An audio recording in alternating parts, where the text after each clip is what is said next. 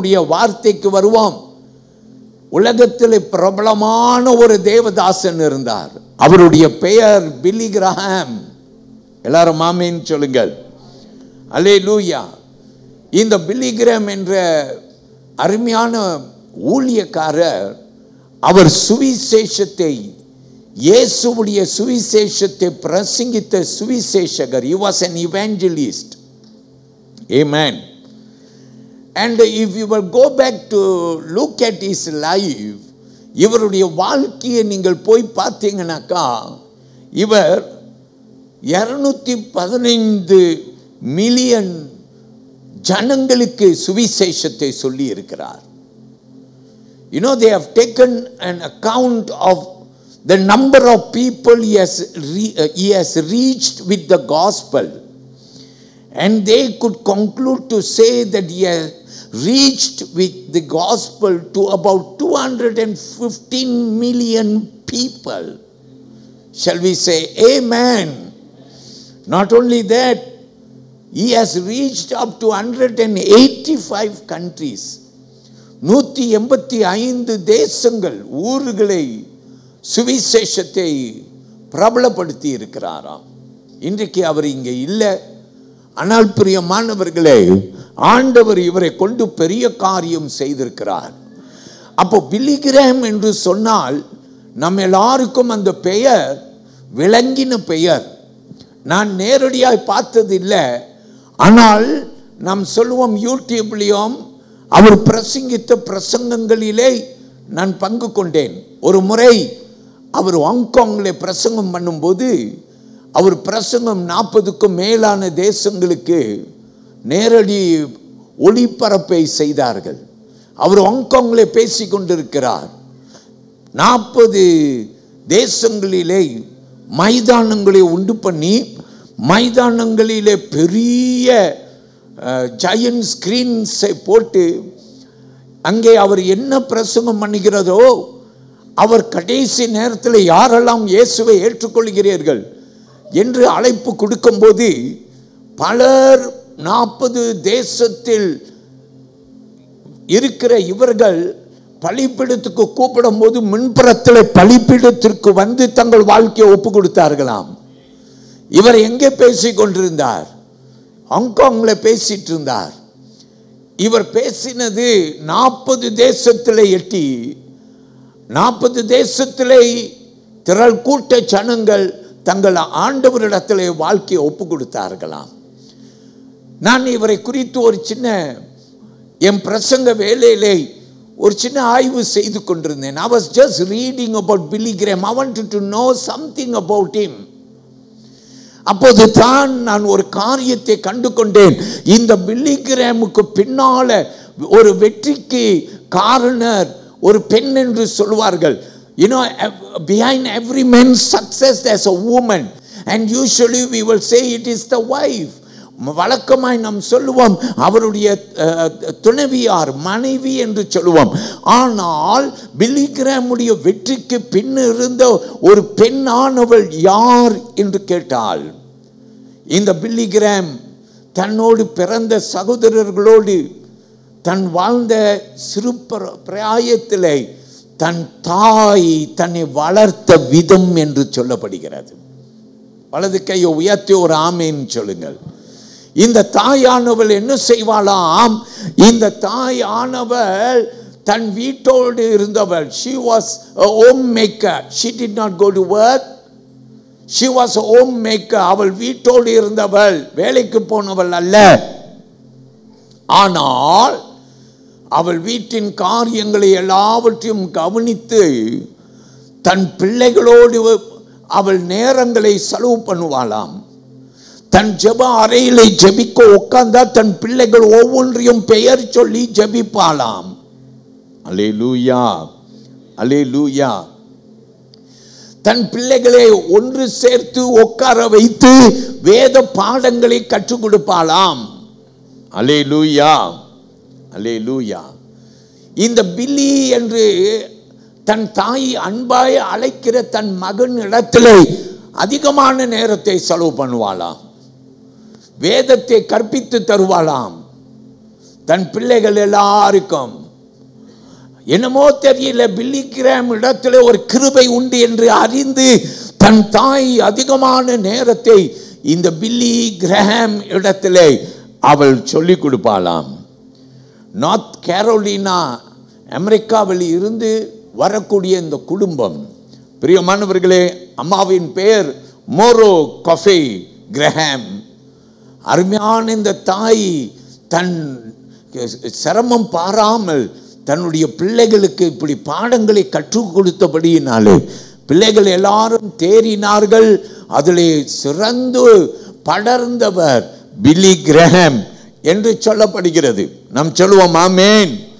பில்லி Graham அடிக்கடி இப்படி சொல்லுவாராம். He will always say this, my mother was the greatest Christian I ever knew. என் தாய் நான் அறிந்த கிறிஸ்தவர்களில் சிறந்தவள் என்று சொல்வாராம். எல்லாரும் ஆமீன் சொல்லுவோமா? ஹல்லேலூயா. So my people of God, நான் உனக்கு என்ன சொல்ல விரும்புகிறேன் என்றால், அருமையான இந்த தாய் விதைத்த விதை இருக்குதே, அந்த விதை யாராயிருந்தாலும் நாம் விதைத்தால் ஒரு விதை முளைவது போல் அந்த விதை கனி கொடுக்கும். உன் பிள்ளைகள் வாழ்க்கையில் நீ விதைத்தால் கனி கொடுக்கும். நம்ம எல்லாரும் ஆமீன் சொல்லுவோம். ஹல்லேலூயா. தேவனுக்கு மகிமை உண்டாவதாக. இன்றைக்கு பரிசுத்த ஆவியானவர் என் உள்ளத்தில் ஏவனபடி உங்கள் எல்லாரையும் நடத்தும்படி விரும்புகிறேன். I have prayed and I have waited upon the Lord. As I always say, when Sundays come, you wake up, you get ready, you come to church. But that's not how pastor works. போதகன் என்பவன் அப்படி அல்ல. ஞாயிற்றுக்கிழமை வந்துச்சுன்னா நீங்க ஆலயத்துக்கு ஓடி வருவதற்கு முந்தின இரவு ஒருவேளை நீங்கள் உடைகளை எதை நீங்க போடலாம் என்று அப்படி ஆயத்தப்படுத்தி இருப்பீர்கள். ஆனால் போதகன் ஒரு வாரமாய் உங்களுக்கு என்னத்தை பிரசங்கிப்பார் என்று ஆயத்தப்படுத்தும் ஒரு பொறுப்பு போதகரிடத்திலே உண்டு. அதனால் இன்னைக்கு ஆண்டவருக்கு ஜெபம் பண்ண, ஆண்டவரே நீங்க எப்படி நடத்த விரும்புறீங்க, உங்க ஆவியின் நடையை கற்றுக் கொடுங்க. இன்றைக்கு ஆலயத்திலே ஆண்டவரே என்னுடைய சித்தம் அல்ல உங்க சித்தம் நிறைவேறணும். வலது கையை உயர்த்தி ஒரு ஆமீன் சொல்லுங்க. ஹல்லேலூயா. ரைட். பிரியமானவர்களே, இன்று வாசிக்க கேட்ட வேத பகுதி உபாகமம் 6ஆம் அதிகாரம். Come with me to Deuteronomy chapter 6 and I invite you to come to verses 4 to 9. வசனங்கள் 4 துவங்கி 9ஆம் வசனம் வரையிலும் நாம் வாசிக்க கேட்டோம். இந்த வசனத்தில் இருந்து இன்றைக்கு நம்ம ஒரு 3 பாடத்தை சீக்கிரமாய் கற்றுக்கொள்ள போறோம். We are going to learn 3 things about based on this scripture passage. All right, first let me introduce the theme. உங்கள் இடத்திலே இன்றைக்குரிய தலைப்பை நான் உங்களுக்கு அறிமுகப்படுத்துகிறேன், கேளுங்கள். Passing the torch of faith.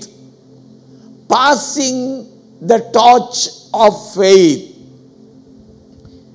தமிழிலே விசுவாசத்தின் தீபத்தை பரப்புங்கள் என்று சொல்லி ஒரு தலைப்பை நான் உங்களுக்கு கொடுத்திருக்கின்றேன். Passing the torch of faith.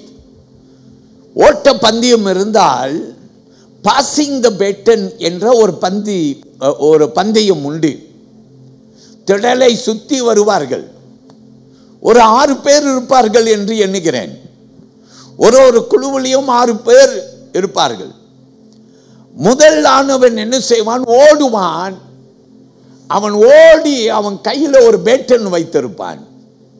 அவன் ஒரு ரவுண்ட் சுத்தி வந்து அந்த பேட்டனை 2வது நபர் கையில ஒப்பு கொடுப்பான். அந்த 2வது நபர் எடுத்துக்கொண்டு ஓடி திரும்பி அவன் வந்து 3வது நபர் 4, 5, 6 வரையிலும் அவன் கொடுப்பான். Passing the baton. அல்லேலூயா.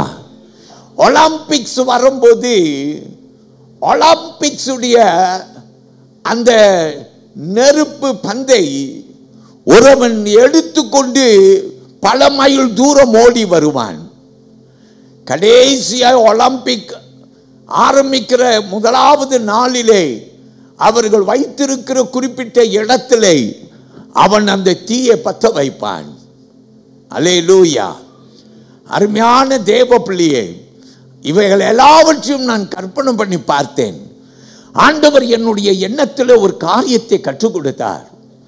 எப்படி நீ பந்தய போட்டியிலே பேட்டனை பாஸ் பண்றாயோ, அல்லேலூயா, அதே போலத்தான் கிறிஸ்தவ வாழ்க்கை. இந்த மாதம் காட்லி ஃபேமிலி, தெய்வீக குடும்பம் என்ற மாதம். இந்த மாதத்தில் உனக்கு ஒரு பாடத்தை நான் கற்றுக் கொடுக்கிறேன். குடும்ப வாழ்வு எப்படி தெரியுமா இருக்கணும்? பெற்றோர்கள் தங்கள் பிள்ளைகளுக்கு பாஸ் த பேட்டன் பண்ணணும்.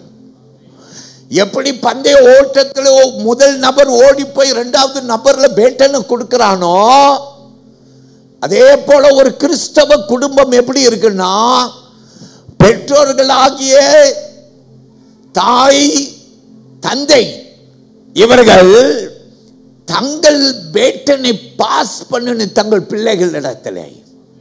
அல்லேலூயா. இதைதான் நான் இந்த தலைப்பிலை உங்களுக்கு நான் வலியுறுத்துகிறேன்.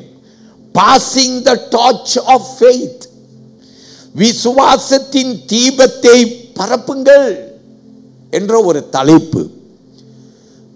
விசுவாசத்தை உங்கள் பிள்ளைகளுக்கு பரப்புங்கள். உங்கள் பிள்ளைகளுக்கு நீங்கள் கொடுங்கள். உங்கள் பிள்ளைகள் பிள்ளைகளுக்கு கொடுப்பார்கள். அல்லேலூயா. அப்பதான் தேவனுடைய நாம மகிமை அடையும். இதைத்தான் நாம் 3 பாடங்களாய் கற்றுக்கொள்ள போறோம். வேகமாய் எடுத்துக்கொள்ளுங்கள். வேத வசனம் உபாகமம் 6ஆம் அதிகாரம் வசனங்கள் 4 துவங்கி 9ஆம் வசனம் வரையிலும் அங்கே வசனம் நமக்கு கற்றுக் கொடுக்கிற பாடத்தை நாம் கற்றுக்கொள்ள போறோம். எல்லாரும் ஆமீன் சொல்லுங்க. ஓகே, ரொம்ப சீக்கிரமா, because I'm going to try my best to see how quick I can probably sum up, but I want you to look at this. ஐயா, எல்லாரும் என்ன பாருங்க. பைபிளை எடுத்துட்டீங்களா? என்ன பாருங்க. முதல்ல பைபிளை பாருங்கன்னு சொல்லும் போது பாருங்கள். ஓகே, இப்ப கவனியுங்கள். என்னிடத்திலே நம்ம எல்லாரும் பிள்ளைகளுக்கு பாஸ் ஆன் பண்றோம். நம்ம எல்லாரும் பரப்புகிறோம். என்னத்தை பாஸ் ஆன் பண்றோம்? பிள்ளைங்களுக்கு கல்வியை பாஸ் ஆன் பண்றோமா? நான் தான் படிக்காம போயிட்டேன். நான் தான் 6ஆம் படிப்போடு நிப்பாட்டிட்டாங்க என் வீட்டில். ஏன்னா ரொம்ப வறுமை. எங்க அப்பா என்னை துரட்டி விட்டார் வேலைக்கு போக. ஆனா என் பிள்ளைங்களை நான் அப்படி வளர்க்க கூடாது. என் பிள்ளைகளை நான் பட்டதாரிகளா, எந்த தாய் எந்த தந்தை தன் பிள்ளை டாக்டராய் லாயர் ஆக வேணாம் என்று நினைப்பான்? எல்லாரும் ஆசைப்படுவான் தன் பிள்ளை பட்டதாரி ஆக வேண்டும். அல்லேலூயா. நம்ம எல்லாரும் என்ன செய்கிறோம்? கல்வியை ஊற்றி ஊற்றி வளர்க்கிறோம். நம்ம என்ன செய்கிறோம்? டியூஷனுக்கு அனுப்புகிறோம், ஹோம் டியூஷன் நடத்துகிறோம். இது செய்துதான் ஆக வேண்டும். நம்ம இளைய தலைமுறை கல்வியில சிறந்து படரணும். ரொம்ப இம்பார்ட்டன்ட். ஏன்னா இது மாடர்ன் வேர்ல்ட். நம்ம பிள்ளைங்க நல்லா செழிப்பா வரணும்னாக்கா கல்வியிலே அவர்களை நம்ம உறுதிப்படுத்துறது ரொம்ப முக்கியம். ரெண்டாவது என்ன செய்கிறோம்? நம்ம எல்லாரும் முதிர் வயது ஆகும்போது நாம் சேர்த்து வைத்திருக்கிற சொத்து இருக்க, சொத்து, நம்முடைய சொத்தை நம்முடைய பிள்ளைகளுக்கு நம்ம அடுத்த தலைமுறைக்கு நம்ம விட்டுட்டு சொல்றோம். இதற்கு ஒரு சின்ன ஆலோசனை கொடுக்கப்படுது. பிள்ளைங்க கிட்ட உடனே எல்லாத்தையும் தூக்கி கொடுத்துறாதுங்க, ஒரு வில்லை எழுதி வைங்கன்னு சொல்றாங்க. ஏன் தெரியுமா இப்படி சொல்றாங்க? ஒரே காரணம், எல்லாத்தையும் எழுதி வச்சு உன் பிள்ளையை நம்பி நீ எல்லாத்தையும் கொடுத்துட்டேன்னா கடைசியில் பிள்ளை பார்க்குது, அம்மா கிட்ட ஒன்றும் இல்லை, அப்பாட்ட ஒன்றும் இல்லைன்னு உன்னை கொண்டுமே அனாதையா விட்டுடுது. அதனால வில்லு எழுதி வை, உன் பிள்ளை கடைசி வரைக்கும் உனக்கு என்ன செய்வான்? தண்ணி ஊற்றுவான்னு சொல்லுவாங்க. அல்லேலூயா.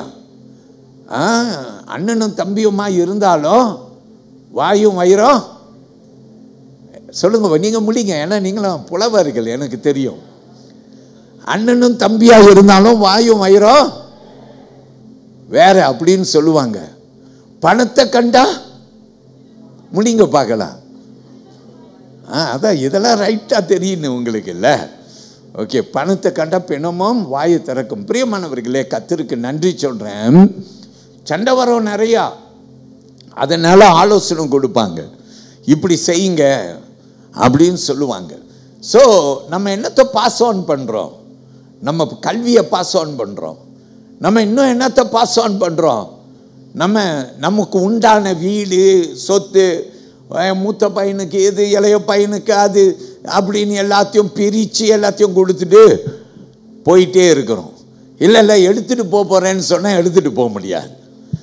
யோபு சொல்கிறார், நிர்வாணமாய் வந்தேன் நிர்வாணமாய் போவேன் அப்படின்னு சொல்ல. எல்லாரும் தெரிஞ்சுக்கங்க, நிறைய சொத்தெல்லாம் சேர்த்து வைக்கணும். நீங்கள் என்னத்தை ஆசைப்பட்டாலும் அதெல்லாம் விட்டுட்டு தான் நம்ம போகணும். ஆமீன் சொல்லுவோம். அல்லேலூயா.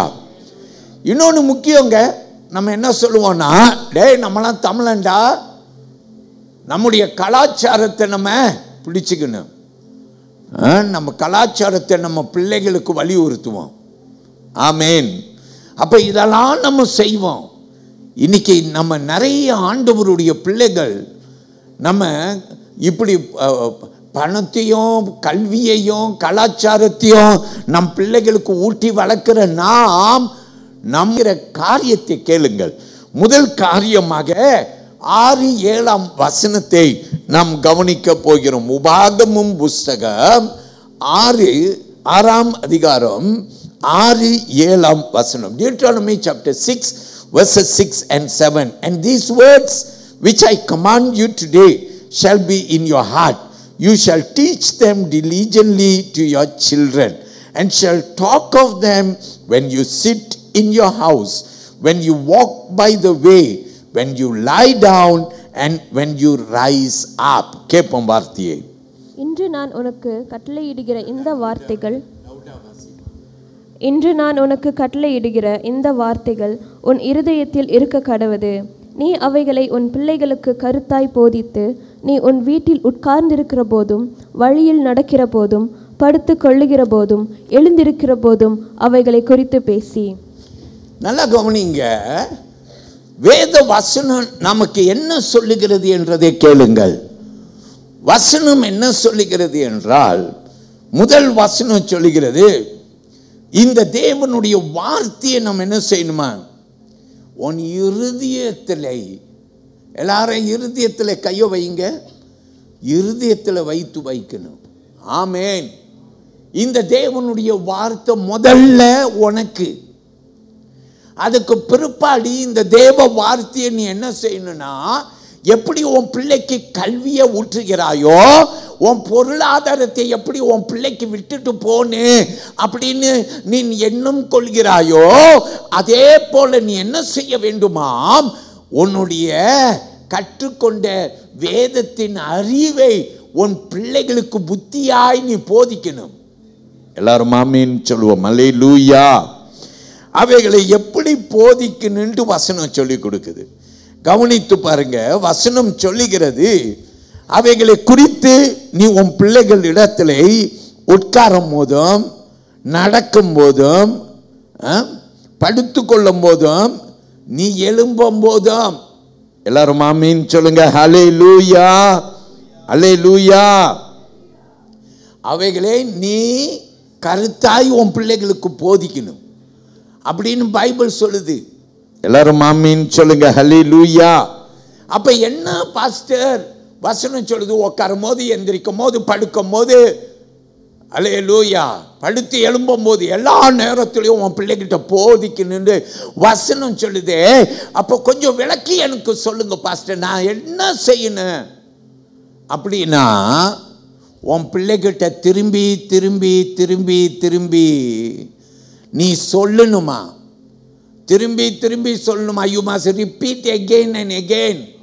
ஐயா, டிவி பார்த்தனா, நான் சின்ன பையனாக இருக்கும்போது டிவி பார்க்கும்போது நிறையா விளம்பரத்தை பார்ப்பேன்.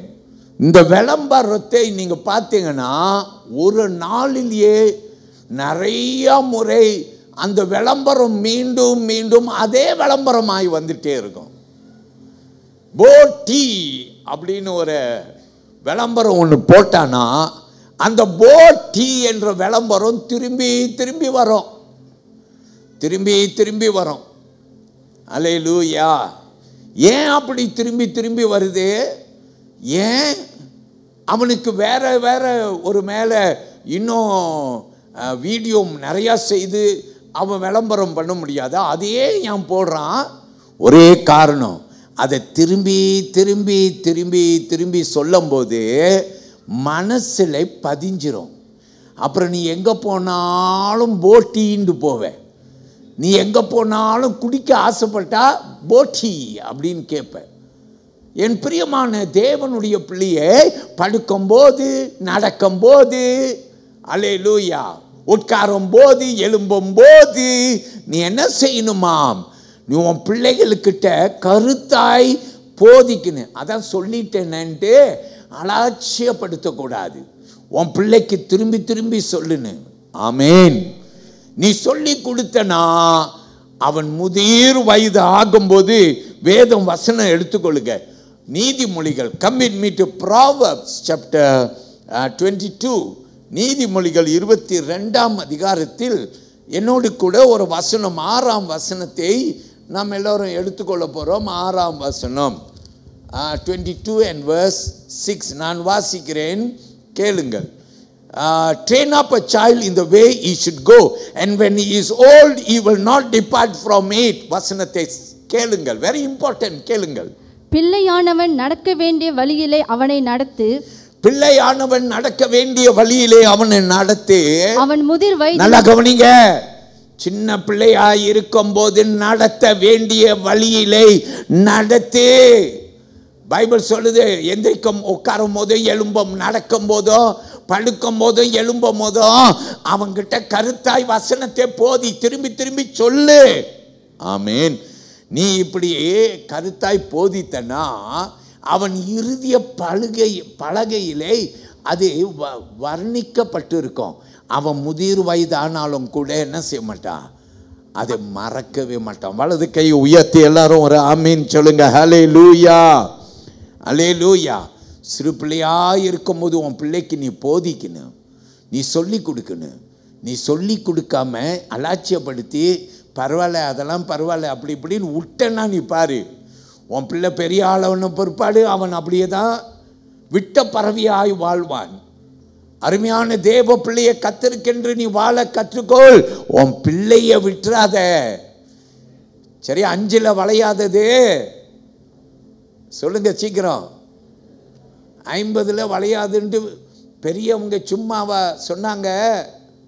5ல் வளையலன்னா 50ல் வளையாது அப்படின்னு வசனம் சொல்லிக்கிறது. ஆமீன். கர்த்தர் கிருபை கொண்டா வளையும்.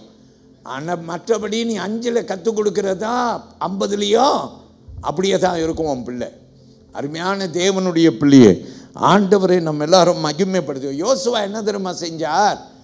யோசுவா 24ஆம் அதிகாரம் 15வது வசனத்திலே அவர் குடும்ப சார்பில் ஒரு தீர்மானம் பண்ணி சொன்னார், நானும் என் வீட்டாரும் என்றால் கர்த்தரையை சேவிப்போம். எல்லாரும் ஆமீன் சொல்லுங்க. As for me and my household we will serve the Lord. That's what Joshua said. பைபிளில் நமக்கு நிறைய ஆதாரம் உண்டு. தீமோத்தியை பாருங்க, ஏன் ஒரு ஊழியக்காரனானான் தீமோத்தி? ஏன்னா பாட்டி என்ன செய்தால், தன் தாய்க்கும் தன் பேரனுக்கும் அம்மா தன் பிள்ளைக்கும் இப்படியாய் தீமோத்தியும் பாட்டியும் அம்மாவும் சேர்ந்து கற்றுக் கொடுத்தபடினாலே அவன் பெரிய ஊழியக்காரன் ஆனான். 2 தீமோத்தி 1ஆம் அதிகாரம் 5ஆம் வசனத்திலையும் 3ஆம் அதிகாரம் 14-15ஆம் வசனத்திலையும் நாம் இந்த காரியத்தை வாசிக்கிறோம். ஆபிரகாமை குறித்து பாருங்கள். ஆதியாகமம் புத்தகத்தில் 18ஆம் அதிகாரத்திலே 19வது வசனத்தை எடுத்துக்கொள்ளுங்க. Come with me to Genesis chapter 18 and I invite you to come to verse 19. For I have known him in order that he may command his children and his household after him, that they keep the way of the Lord, to do righteousness and justice, that the Lord may bring to Abraham what he has spoken to him. கேளுங்க நல்லா, ஆண்டவர் ஆபிரகாமை தேர்ந்தெடுத்தவர்.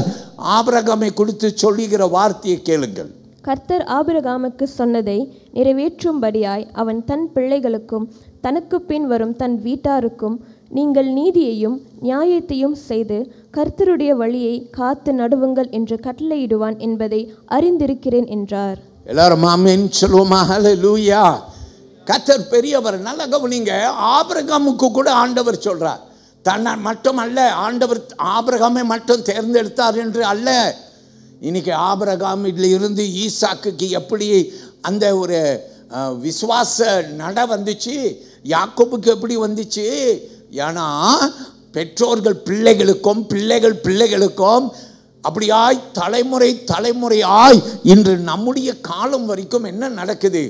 நாம் விசுவாசத்தை கற்றுக் கொடுக்கிறோம். விட்டுறாத உன் பிள்ளைய. அல்லேலூயா. பந்தத்தை தூக்கிட்டு ஓடு, உன் பிள்ளைகிட்ட ஒப்படி. அல்லேலூயா. ஆண்டவருக்கு மகிமை உண்டாக. கர்த்தர் பெரிய. பசர் நான் என்ன செய்யணும் அப்படின்னு நீங்க சொல்றீங்க. நான் ரொம்ப சீக்கிரம் சொல்றேன், கேளுங்கள். குடும்பமா ஒன்று சேர்ந்து ஜெபம் பண்றதை விட்டுறாதீங்க. ஜெபம் பண்ணுங்க. யாரெல்லாம் குடும்பமா ஜெபம் பண்றீங்க கையை உயர்த்தி காட்டுங்க பார்க்கலாம். கண்டிப்பா குடும்பமா நீங்க ஜெபம் பண்ற ஆட்கள் கையை உயர்த்தி காட்டுங்க. எப்பயோ ஒரு வாட்டி செஞ்சுட்டு சொல்லக்கூடாது. கையை உயர்த்தி நல்லா குடும்பமா ஜெபம் பண்ற பாருங்க. அப்ப நிறைய பேர் குடும்பமா ஜெபம் பண்ணல. சர்ச்சுக்கு வரும்போது மட்டும் பாஸ்டர் பைபிளை கேட்கிறாருன்னு சொல்லி சுமையா எண்ணி தூக்கிட்டு வந்து மட்டும் உட்கார்ந்துருக்கிற. உன் குடும்பத்தில் ஜெபத்தை நீ நடத்து. ஆமேன். குடும்ப ஜெபம் பண்ணுங்கள். ஆமேன். எல்லாரும் சொல்லுங்க ஹல்லேலூயா. குடும்ப ஜெபம் பண்றது ரொம்ப அவசியம். தனித்த ஜெபம் பண்ணுங்கள். ஆமேன். உங்க விசுவாசத்தை பகிர்ந்து கொள்ளுங்க, ரொம்ப முக்கியம். எல்லாரும் ஆமேன் சொல்லுவோம். இப்போ ரெண்டாவது காரியத்தை கற்றுக் கொடுக்கிறேன். வாங்க உபாகமம் புஸ்தகத்திலே 6ஆம் அதிகாரத்தை எடுத்துக்கொள்ளுங்கள். நாம் யாவரும் வசனம் 7, 8, 9 என்று நாம் பார்க்க போகிறோம். உபாகமம் 6ஆம் அதிகாரம் 7, 8, 9 என்ற வசனத்தை நாம் கவனிப்போம். நான் வாசிக்கிறேன். You shall teach them diligently to your children and shall talk of them when you sit in your house, when you walk by the way, when you lie down and when you rise up. You shall bind them as a sign on your hand, and they shall be as frontlets between your eyes. You shall write them on the doorposts of your house and on your gates. நல்லா கவனிங்க, வாசிங்க கேட்போம். நீ அவைகளை உன் பிள்ளைகளுக்கு கருத்தாய் போதித்து, நீ உன் வீட்டில் உட்கார்ந்திருக்கிற போதும், வழியில் நடக்கிற போதும், படுத்து கொள்ளுகிற போதும், எழுந்திருக்கிற போதும் அவைகளை குறித்து பேசி, அவைகளை உன் கையின் மேல் அடையாளமாக கட்டி கொள்வாயாக. அவைகள் உன் கண்களுக்கு நடுவே ஞாபக குறியா இருக்க கடவது. அவைகளை உன் வீட்டு நிலைகளிலும் உன் வாசல்களிலும் எழுதுவாயாக. எல்லாரும் ஆமீன் சொல்லுவோமா? ஹல்லேலூயா. வசனம் என்ன சொல்லுது? இன்னைக்கு வீட்டில் நம்ம கல்யாண ஃபோட்டோ மாட்டி வச்சுருப்போம், ஒரு சிலுவையை மாட்டி வைத்திருப்போம். ஆமேன். பிள்ளைங்க பட்டதாரி ஆயிட்டாக்கா அவங்க பட்டம் சூட்டப்பட்ட நாளை சிறப்பாக எண்ணி நம்ம என்ன செய்கிறோம்? நம்முடைய வீட்டில் நல்லா பெரிய ஃப்ரேமாக மாட்டிடுறோம். ஆமேன். இதெல்லாம் முக்கியம். ஆனால் வேதத்தின் வசனத்தை உன் வீட்டின் எல்லா இடத்துலையும் நீ என்ன செய்? வசனத்தை பதித்து வை என்று வேதம் சொல்லி கொடுக்கிறது. அல்லேலூயா. ரெண்டாவது காரியமாய் எஸ்டாப்ளிஷ் சீக்ரெட் ஹேபிட்ஸ், பரிசுத்தமான பழக்கங்களை உருவாக்குங்கள். உங்க வீட்டில் உருவாக்கணும். முன்ன பைபிள் வசனமாக வீட்டில் தொங்குச்சு. அப்புறம் பிள்ளைங்க வளர்ந்த பிற்பாடு என்னம்மா அசிங்கமா இங்கே ஒன்று தொங்குது அங்கே ஒன்று தொங்குது. உன் பிள்ளைங்க அதை அசிங்கமாக பார்த்தாங்க, எல்லாத்தையும் தூக்கி வீசிட்டாங்க. நீனும் வச்சு போடா அப்படின்னு விட்டுட்ட. அருமையான தேவ பிள்ளையே, உடனே ஒரு பழக்கத்தை கொண்டு வா. வசனத்தை எந்த இடத்துலையும் உன் வீட்டில் வாசலில் கேட்டில் கூட எழுதி வைன்னு வசனம் சொல்லுது. நம்ம ஆரம்பித்த பழக்கத்தை தான் இன்னைக்கு மற்ற மதஸ்தார்கள் எல்லாம் பிடிச்சு கொண்டாங்க. நம்ம எல்லாத்தையும் விட்டுட்டோம். உங்களுக்கு தெரியுமா? காரில் கூட நம்ம என்ன தெரியுமா செய்வோம்? Jesus is the way, the truth and the லைஃப்னு நம்ம போடுவோம். இன்னைக்கு நிறைய பேர்கிட்ட கேட்டால் ஏன் போட மாட்டேன்றப்பா அப்படின்னு கேட்டால் ஒன்றும் ஸ்டீக்கரும் இல்லை. ஏன்னா ஸ்டீக்கர் செஞ்சால் போடுன்னு, ஆனால் போடுறதுக்கு தயங்குறாங்க. ஏன்னா டிராஃபிக் ரூலை ஃபாலோ பண்ணுறதில்ல. பின்னால் ஒருத்தனை வெட்டிட்டு போகும்போது அவன் பார்ப்பான் ஜீசஸ் இஸ் த வே, ஆமாடா அப்படின்னு அவன் ஆமாம் சாமின்ட்டு நம்ம சாபம் விடுவான். இதெல்லாம் எண்ணிட்டு ஏன்பா அவர் நாமத்தை நான் தூஷணப்படுத்தினேன் அப்படின்னு சொல்லி நம்ம விட்டுட்டோம். மற்றவங்களாம் பழகிட்டான். என் பிரியமான கர்த்தருடைய பிள்ளையே, எல்லாரும் நம்ம ஏதாவது செய்யணும். நான் சொல்கிறேன், நான் சின்ன பையனாக வளரும் போது நான் வளர்ந்த சபையில் இப்படி ஒரு பழக்கம் இருந்துச்சு. இன்றைக்கி பள்ளிக்கூடம் போகிற பிள்ளைங்க என்ன தெரியுமா செய்கிறாங்க? பள்ளிக்கூட பேக்கில் நிறைய பேட்ச் தொங்க விட்டுருப்பாங்க.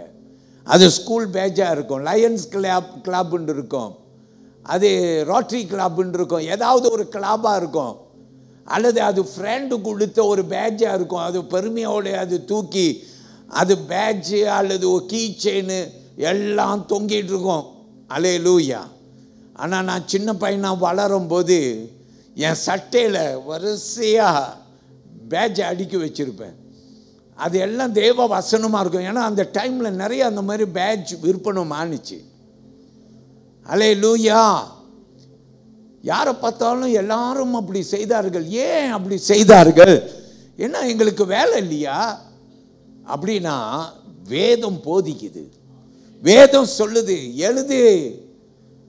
அப்பதான் உன் வீட்டில் என்ன தெரியுமா ஆகும்?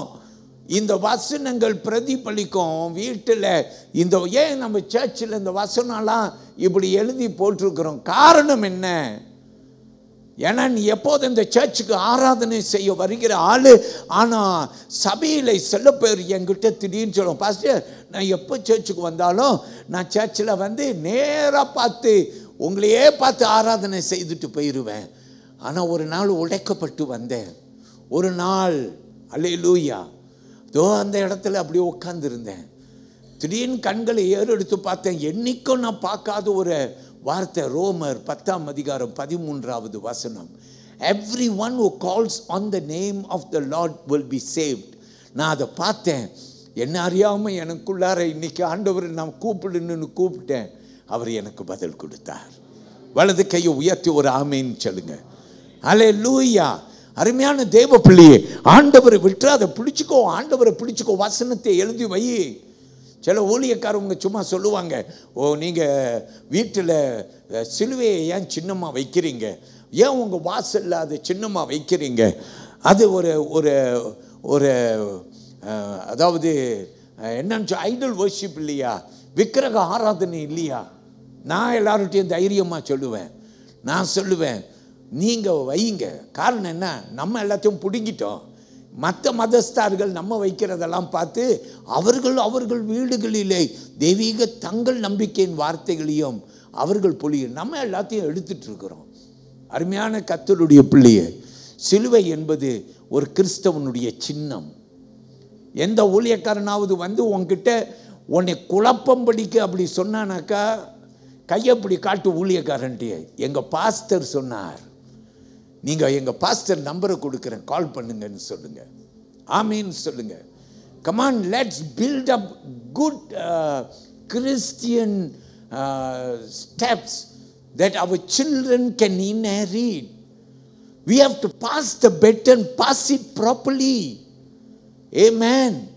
எல்லாரும் சொல்லுங்க ஹல்லேலூயா. கர்த்தருக்கு மகிமை செலுத்துங்க. ரொம்ப சீக்கிரமாய் ஒரு வசனத்தை உங்களுக்கு நான் கற்பித்து கொடுக்கிறேன், என்னோடு கூட கேளுங்க. ஆமீன் சொல்லுங்க. நீங்கள் பார்த்தீங்கன்னா தானியேலுக்கிட்ட ஒரு பழக்கம் இருந்துச்சு. பைபிளில் தானியேல் 6:10 யாரும் அசைக்க முடியல. ஏன்னா தானியேல்கிட்ட ஒரு பழக்கம் இருந்துச்சு. தலையே போகிற மாதிரி வந்தாலும் ஜெப நேரத்தை விட்டு கொடுக்க மாட்டார். ஜெப நேரம் வந்துருச்சுன்னா ஜெபிப்பார். ராஜா கட்டளை பறந்துருச்சு. தானியேல் வழக்கம் போல் தன் வீட்டின் அறவாசலை திறந்து எருசலேமை நோக்கி ஜெபம் பண்ணினானா. எல்லாரும் வலது கையை உயர்த்தி ஒரு ஆமீன்னு சொல்லுங்க. விட்டுறாதீங்க, விட்டுறாதீங்க. அவரை பிடிச்சிக்கங்க, ரொம்ப முக்கியம். You have to cling on. இயேசு கிறிஸ்து என்ன தெரியுமா செய்தாரா? அவர் பழக்கத்தின்படியே அவர் தனித்து போய் ஜெபம் பண்ணாராம். ஆமீன் சொல்லுங்க. ஹல்லேலூயா, ஹல்லேலூயா. ஆரம்ப திருச்சபையை பாருங்கள். அப்போஸ்தலர் புத்தகத்திலே அவர்கள் என்ன செய்தார்களாம்? அவர்கள் வழக்கத்தின்படி பைபிள் சொல்லுது, as it was their practice, they gathered together in the prayer house and in every home. வீடுக்கு வீடு என்ன செய்தார்களாம்? கூடி ஜெபம் பண்ணாங்களாம். அதாங்க இன்னைக்கு சபை ஆயிருச்சு. ஆமீன் சொல்லுங்க. அல்லேலூயா, அல்லேலூயா. பிரியமானவர்களே, யாரெல்லாம் வீட்டில் வசனம் இல்லாமல் இருக்கோ உங்கள் வீட்டை போய் பாருங்க. உங்கள் வீட்டில் வசனம் இல்லைன்னா தயவு செய்து வசனங்களை பதித்து வைங்க. உங்கள் பிள்ளைங்க அழகா இல்லைன்னு சொன்னோம், பரவாயில்ல, அப்படின்னா அழகான வசனங்களை பிள்ளைங்க கிட்ட கெஞ்சி கேட்டு ஏதாவது நல்ல வசனங்களை போய் வாங்கிட்டு வாடான்னு சொல்லி வாங்கிட்டு வர. அப்படி எங்கே வாங்கணுன்னு தெரிலன்னா என்னை கூப்பிடுங்க. நம்ம விசுவாசிகளுக்கு நிறைய பேருக்கு வசனம் வாங்குகிற இடங்கள் தெரியும். நான் உங்களுக்கு உதவி செய்கிறேன். வீடுகளில் வசனங்களை பதித்து வையுங்கள். You must do it. Not only your beautiful photos hanging on the wall, forgetting God's word. My people, the Bible teaches us that you must place Bible verses in places where your children can see. Shall we say amen? கடைசியா மூன்றாவது காரியத்தை சொல்றேன், கேளுங்கள். Come with me to Deuteronomy chapter 6 and one more time we will go to verse 6. உபாகமம் 6ஆம் அதிகாரம் 6வது வசனம். And these words which I command you today shall be in your heart. இன்று நான் உனக்கு கட்டளையிடுகிற இந்த வார்த்தைகள் உன் இருதயத்தில் இருக்க கடவது. நல்லா கவனிங்க, வசனம் சொல்லுது உன் இருதயத்தில் இருக்க கடவது. அல்லேலூயா. இதுக்கு நான் மூன்றாவது ஒரு பாடம் கொடுக்கிறேன். The third thing that I want to say is live what you teach. Say amen. அல்லேலூயா. நீ நடக்கிறதை கற்றுக்கொடு. ஆமென். அல்லேலூயா. கர்த்தர் பெரிய ஒரு அம்மா என்கிட்ட வந்தாங்க ரொம்ப நாளைக்கு முன்னே, இதை மறக்க மாட்டேன் எப்போதும். அவங்க என்கிட்ட வந்து சொன்னாங்க, எங்கள் பாஸ்டர் நிறையா உதாரணம் கொடுப்பார், நிறையா உதாரணம் கொடுப்பார், இது இப்படி இது அப்படின்னு சொல்லி எல்லாம் சொல்லுவார். ஆனால் எங்கள் பாஸ்டர் சொல்லுவார், ஆனால் அவரை நீங்கள் கூறாக கவனிச்சிங்கன்னா அவர் அதை செய்ய மாட்டார் அப்படின்னு சொன்னாங்க. நான் ஏண்டா, நானும் பாஸ்டர் இல்லையா, எனக்கு கொஞ்சம் உடனே மீசை துடிச்சிச்சு. ஒரு பாஸ்டரை குறித்து இப்படி சொல்கிறாங்க, ஏம்மா இப்படி சொன்னீங்க அப்படின்னு கேட்டேன். அவங்க என்கிட்ட சொன்னாங்க, பாஸ்டர் இன்னைக்கு கூட எங்கள் பாஸ்டர் என்ன தெரியுமா சொன்னார், டேய் வாலிப தம்பி தங்கச்சி மோட்ரு ஓட்டுறியா, நீனு மோட்ரு ஓட்டும் போது தேச சட்டம் என்ன சொல்லுது, தொப்பி போட்டுட்டு போ, தொப்பி போடாம நீ மோட்ரு ஓட்டுற அப்படின்னு சொல்லி பயங்கரமாக அதுட்டனார். நான் எங்கள் வாலிப பிள்ளைங்களை எல்லாத்தையும் பார்த்தேன், எல்லாம் தலையை கீழே போட்டுக்கிச்சு. ஏன்னா நிறையா அப்படி செய்து பாஸ்டர், எனக்கும் தெரியும். எங்கள் பாஸ்டர் சூன் இப்படி சொன்னார். அப்புறம் வீட்டுக்கு போவோம் பிற்பாடு என் பையன் ஓடி வந்து என்கிட்ட சொன்னான், அம்மா பாஸ்டர் மோட்டார் பைக்கில் மார்க்கெட்டுக்கு போனாருமா, அவர் தலையில் தொப்பி இல்லை. அல்லேலூயா, அல்லேலூயா. பிரியமானவர்களே, அது என்னத்தை நான் கூற பார்க்குறேன்னா, you must leave what you teach. Amen. நீ என்னத்தை போதிக்கிறாயோ அதை நீ என்ன செய்யணும், நடைமுறையில் அதை செய்யணும். ஆமேன்னு சொல்லுங்க. we all are not perfect. நம்ம எல்லாரும் பூர்ணர் அல்ல. நம் பிரயாசம் எடுக்கணும். ஒருவேளை மிஸ்டேக் நடக்கலாம், பட் அது உன் லைஃப் அல்ல. ஆமேன்னு சொல்லுங்க.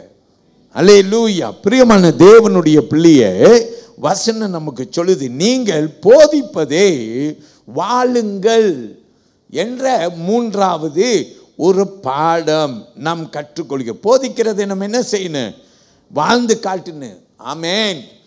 நிறைய நேரத்தில் நம்ம பிள்ளைங்க கிட்ட சர்ச்சுக்கு போடா அப்படின்னு சொல்கிறோம். டேய் சர்ச்சுக்கு போகாம இருக்காத. மகளை பார்த்து சொல்கிறீங்க, ஏய் சர்ச்சுக்கு போகாம இருக்காத. அல்லேலூயா. மகன் கண்டிப்பாக ஃபாலோ பண்ணுவாங்களா இல்லையா? வாலிப பிள்ளைங்க எல்லாம் சொல்லுங்க பார்க்கலாம், பண்ணுவீங்களா இல்லையா? அம்மா அப்பா சொல்கிறாங்க சர்ச்சுக்கு போ, ஃபாலோ பண்ணுவீங்களா இல்லையா? பண்ணுவீங்க. Very good. ஆனால் உங்கள் அப்பா அம்மா சர்ச்சுக்கு போக மாட்டாங்க. உங்கள் அப்பா அம்மா போக மாட்டாங்க. ஆனால் உங்கள் அப்பா அம்மா கூப்பிட்டு சொல்லுவாங்க, ஏ சர்ச்சுக்கு போடா, ஓய் போ, சர்ச்சுக்கு போகாம இருக்குது ஆன்னுவாங்க. ஆனால் இந்த அம்மா தூங்கும், இந்த ஐயா தூங்குவார். காரணம் சொல்லுவாங்க, அசதியாக இருக்குதுங்க, அசதியாக இருந்துச்சுங்க, நைட்டு ஒர்க்குக்கு போயிட்டு வந்தங்க, இப்படியெல்லாம் சொல்லுவாங்க. பிரியமான தேவ பிள்ளையை, பிராக்டிஸ் வாட் யூ பிரீச். உன் பிள்ளைய சர்ச்சுக்கு போக சொல்றேன்னா நீ முன்மாதிரியா இரு. நீ சர்ச்சுக்கு போமா உன் பிள்ளைய சர்ச்சுக்கு போக சொன்னா எப்படி உன் பிள்ளை சர்ச்சுக்கு போறோம்? நீ விட்டு வர்றது மாதிரி தான் உன் பிள்ளை வரும். நாளைக்கு உன் பிள்ளை பெரிய ஆள் ஆயிருச்சு, திருமணம் ஆயிருச்சு, உன் பிள்ளைகளுக்கு குழந்தை வந்துருச்சு, இப்போ உன் பிள்ளை எப்படி மாறுமா?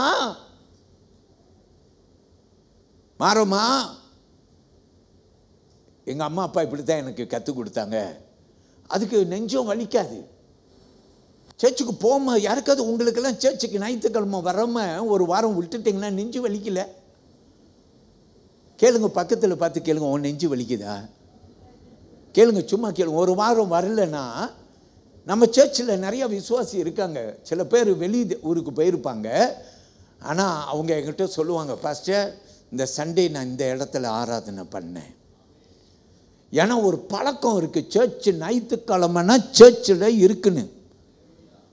அப்படி ஒரு பழக்கம் இருக்குன்னு நீ உன் பிள்ளைக்கு என்னத்தை போதிக்கிற?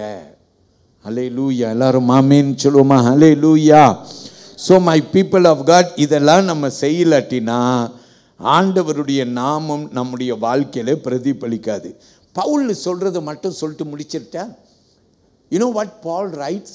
He writes like this, 1 Corinthians chapter 11 and verse 1. எல்லாரும் எடுத்துக்கொள்ளுங்க. 1 கொரிந்தியர் 11ஆம் அதிகாரம் வசனம் 1. பவுல் கொரிந்து சபைக்கு எழுதி சொல்றார். Look at it. He say, imitate me just as I also imitate Christ.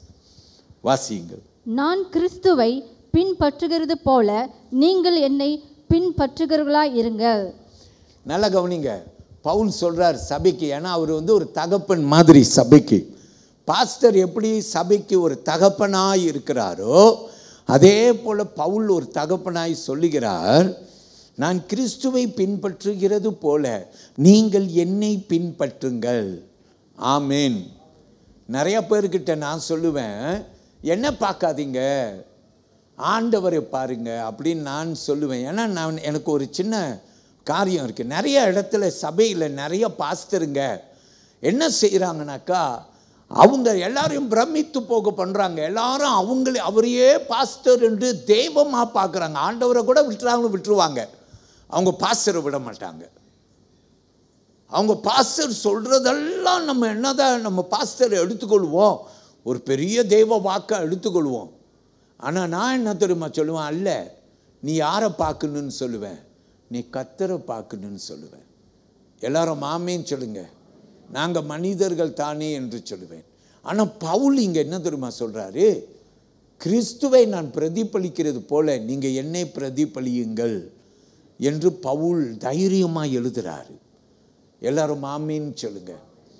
So it is not wrong when pastors say, pastor சொல்கிறாங்க என்னை பாருங்க தெய்வீக தன்மையில் வளருங்க அப்படின்னு சொல்லுவாங்க.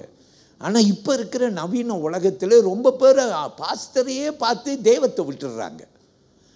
இதனால தான் நான் எல்லார்கிட்டையும் சொல்லுவேன், ஐயா பாஸ்டரை பார்க்காத தெய்வத்தை பாருன்னு சொல்லுவேன். ஆமேன்னு சொல்லுங்கள். So my people of God, with these I want to say, வாருங்கள் நம்ம எல்லாரும் கர்த்தரை இறுக்கமாக பற்றி கொள்வோம். எல்லாரும் கையிலையும் பைபிளை தூக்குங்க பார்க்கலாம். எல்லோரும் ரொம்ப நாள் ஆச்சு உங்களெல்லாம் பைபிளை தூக்க சொல்லி. எழுந்து நிற்போம். எல்லாரும் எழுந்து நிற்போம். பைபிளை தூக்கிக்கங்க. எல்லாரும் கையில் பைபிளை தூக்கிங்க. கர்த்தர் பெரியவர். ஆமென். எல்லாரும் கையில் பைபிளை மேலே தூக்குங்க. Praise the Lord. தூக்குறீங்களா எல்லாரும்? மேலே பார்க்குறேன் எல்லாரும். பைபிள் எல்லா கையிலையும் பைபிள் இருக்கா? எல்லார் கையிலையும். Very good, very good. எல்லார் கையிலையும் பைபிள் இருக்குன்னு காரணம் என்ன தெரியுமா, இந்த பைபிள் தான் ஒரு தீபம். இதை நீங்கள் உங்கள் பிள்ளைகள் கையில் ஒப்பு கொடுக்கணும். நம்ம காலம் முடியும் போது ரெடியா ஆயத்தப்படுத்திட்டீங்களா உங்கள் பிள்ளைகளுக்கு? சுவிசேஷத்தில் கல்வியை ஊற்றினவர்களே, சொத்தெல்லாம் செத்து பிள்ளைக்கு இன்னும் ஒப்பு கொடுத்துட்டு போகிறேன்று இருக்கிறீங்களே, பைபிளை ஒப்பு கொடுத்தீங்களா? குடும்பம் நல்லா இருந்தால் சபை நல்லா இருக்கும். எல்லாரும் அப்படியே நின்று கொண்டு ஆண்டவர்கிட்ட ஜெபம் பண்ண போகிறோம். கர்த்தருக்கு நன்றி சொல்ல போகிறோம். பின்மாரியின் அபிஷேகம் மாம்சமான யாவர் மேலும்